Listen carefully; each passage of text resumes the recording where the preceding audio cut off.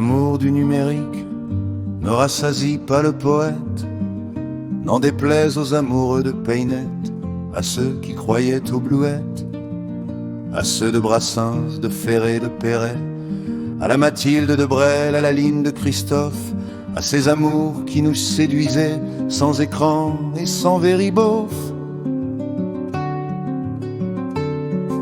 Maintenant, quand on se donne rendez-vous, c'est face à un écran. On s'écrit beaucoup, c'est vrai, mais on se touche rarement.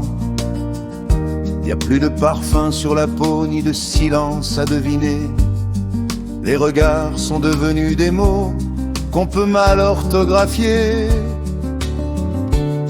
C'est l'amour antipathique, celui du numérique, qui promet sans trembler, mais n'ose jamais aimer.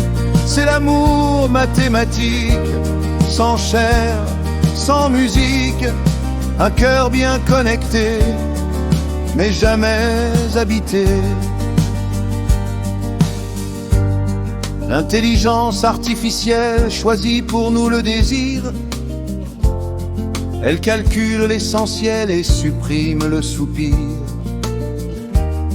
Elle connaît nos habitudes, nos goûts, nos solitudes, mais ignore tout de l'instant où l'âme vacille lentement.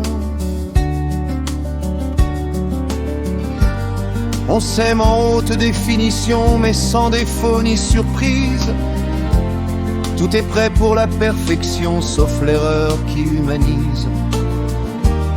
On se quitte sans faire de bruit, d'un simple glissement de doigts. L'amour s'efface sans alibi, sans larmes et sans voix.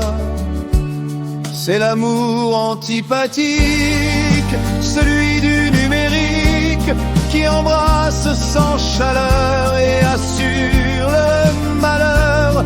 C'est l'amour automatique, propre, poli, pratique, qui programme nos vies et parfois nous détruit.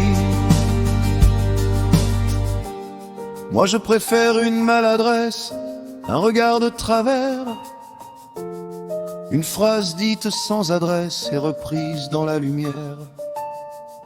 Je préfère un silence épais à 1000 messages polis, car l'amour, le vrai, le laid, ne se met jamais à jour.